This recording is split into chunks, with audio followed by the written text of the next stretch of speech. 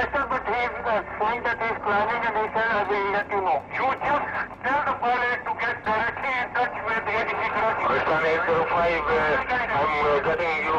गैर मुल्की खुफिया एजेंसियों के लिए जासूसी करने और हसास मालूमात फराहम करने का जुर्म साबित होने पर फौजी अदालत से 14 साल कैद बा मुशक्कत की सजा पाने वाले साबिक core commander lieutenant general Javed Iqbal को सिर्फ 2.5 बरस बाद रावलपिंडी की अडियाला जेल से रिहा कर दिया गया, जो कि पाकिस्तानी तारीख का एक अनोखा वाक़या था। साबिक army chief general Qamar Javed Bajwa ने मई 2019 में ब्रिगेड 111 की कमांड करने वाली मिलिट्री इंटेलिजेंस के साबिक डायरेक्टर जनरल जावेद इकबाल को सुनाई गई 14 बरस कैद बा मुशक्कत की सजा की तौसीक की थी, लेकिन हैरत अंगेज तौर पर इन्हें सिर्फ 2.5 बरस बाद ही रिहा कर दिया गया। Lieutenant general retired Javed Iqbal के खिलाफ मार्च 2019 में कोर्ट मार्शल की कार्रवाई शुरू हुई थी और मई 2019 में उन्हें 6 इल्जामात पर 14 साल कैद की सजा सुनाई गई। इन 6 इल्जामात में से पहला इल्जाम ये था कि इन्होंने अपनी ज़ाती मालूमात और अपनी आखिरी 3 तैनातियों की मालूमात गैर मुल्की एजेंसियों तक पहुंचाई थी। दूसरा इल्ज़ाम ये था कि इन्होंने दुश्मन को बताया कि वज़ीर आज़म 3 नामों के पैनल में से किसी एक को बतौर आर्मी चीफ तैनात करता है। इसी तरह पाकिस्तानी फौज की जानिब से अफगान सरहद पर बाड़ लगाए जाने, रूस से जंगी हेलीकॉप्टर खरीदने के लिए बातचीत समेत दीगर इल्जामात से मुतालिक दुश्मन को आगाह करना शामिल था। इन इल्जामात के जवाब में जनरल जावेद ने अपनी दरख्वास्त में कहा कि इन इल्जामात में से कोई भी ऐसी मालूमात नहीं जिसके बारे में कहा जाए कि वो हसास और खुफिया मालूमात थीं। इनके बकौल ये सब मालूमात इंटरनेट पर मौजूद हैं और पाकिस्तान समेत दुनिया भर के अखबारात में शाया हो चुकी हैं। लेफ्टिनेंट जनरल जावेद इकबाल 2015 में रिटायर्ड हुए और इसके बाद इन्हें साल 2019 में गिरफ्तार कर लिया गया। इन्हें किस बुनियाद पर गिरफ्तार किया गया, इस बारे में जनरल जावेद इकबाल ने अपनी पिटीशन में बताया कि रिटायरमेंट के बाद वो जाती दौरे पर अमेरिका गए थे, जहां इनकी मुलाकात रियान कैसलर नामी शख्स से हुई, जिसने खुद को एक गेमिंग कंपनी का कंसल्टेंट बताया था। इनके बकौल रियान कैसलर का बताना था कि वो टेक2 नामी कंपनी का कंसल्टेंट है, जो मशरक़ वुस्ता और जनूबी एशिया से मुतालिक वीडियो गेम्स बना रहे हैं। इसी सिलसिले में इसने 2016 में जावेद इकबाल को अपनी कंपनी में इनवाइट किया, लेकिन वो मसरूफियात के बायस ना जा सके। जनरल जावेद इकबाल के मुताबिक रियान कैसलर ने एक गेम में पाकिस्तान का हकीकी कल्चर, लिबास और रहन सहन जानने के लिए कंसल्टेंट के तौर पर हायर करने की ख्वाहिश जाहिर की थी।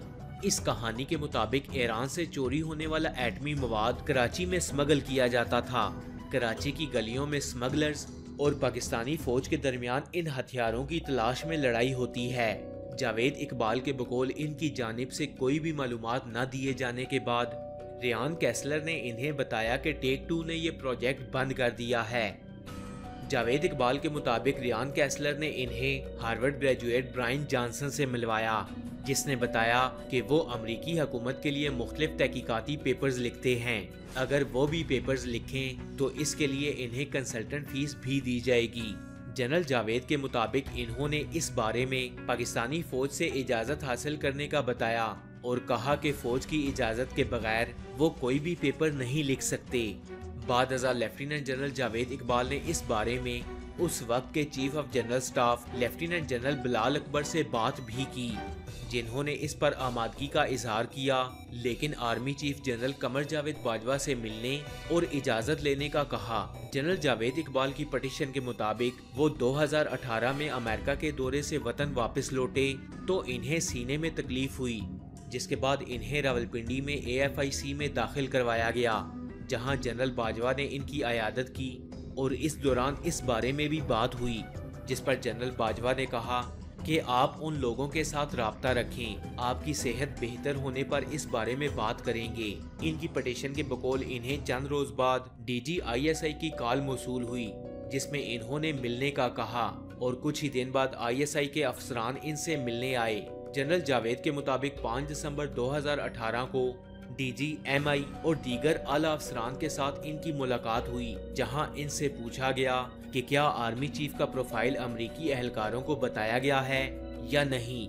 दूसरा सवाल ये था कि क्या आपकी बीवी अमरीकी ग्रीन कार्ड होल्डर हैं। जनरल जावेद के मुताबिक इब्तदाई पूछगछ के बाद इन्हें हिरासती मरकज में ले जाया गया, जहां 3 अफसरान ने इनसे तफ्तीश की और इस दौरान 9 से 10 पॉलीग्राफ टेस्ट किए। इनसे बैंक अकाउंट्स की मालूमात, जायदादों के मुताल्लिक तमाम तफसीलात हासिल की गईं और इसके बाद इन्हें घर जाने की इजाज़त दे दी गई। 18 मार्च 2019 को लाहौर में कोर कमांडर 1 कोर ने इनकी फील्ड जनरल कोर्ट मार्शल की कार्रवाई की और लेफ्टिनेंट जनरल बिलाल अकबर इनके खिलाफ बतौर अदालती गवाह पेश हुए। 30 मई 2019 को इन्हें 14 साल की कैद सुना दी गई। मीडिया के मुताबिक अडयाला जेल के हुकाम ने तस्दीक की कि lieutenant general retired Javed Iqbal को उनकी सजा पूरी होने और तमाम कानूनी तकाजे मुकम्मल करने के बाद रिहा कर दिया गया। लेकिन इस हवाले से फौज के शोबा ताल्लुकात आमा की जानिब से फिलहाल कोई भी बयान जारी नहीं किया गया। अडयाला जेल के हुकाम के मुताबिक इन्हें जो दस्तावेजात फराहम किए गए उनके मुताबिक जावेद इकबाल ने 14 साल कैद ब मुशक्कत की सजा के खिलाफ फौजी अदालत में अपीलें दायर कर रखी थीं। जेल हुकाम के मुताबिक सजा के खिलाफ पहली अपील पर उनकी सजा 14 साल से कम करके 7 साल कर दी गई, जबकि दूसरी अपील पर उनकी सजा में मजीद 3 साल की कमी कर दी गई, जिसके बायस उनकी सजा 14 साल से कम होकर सिर्फ 4 साल रह गई। जेल हुकाम के मुताबिक बाकी मानदा वक्त में बेहतर कंडक्ट के बायस इन्हें कैद में मजीद छूट दी गई और यूं इनकी सजा 2.5 बरस में ही पूरी हो गई और इन्हें रिहा कर दिया गया। जनरल जावेद इकबाल ने खुद पर लगे तमाम इल्जामात से इनकार किया था और जवाब में कहा था कि इन पर ऑफिशियल सीक्रेट एक्ट के तहत वो मालूमात देने का इल्जाम लगाया गया है जो कि ऑलरेडी इंटरनेट पर मौजूद है और बेशतर मालूमात तो फौज के शोबे ताल्लुकात आमा ISPR ने खुद जारी किया है।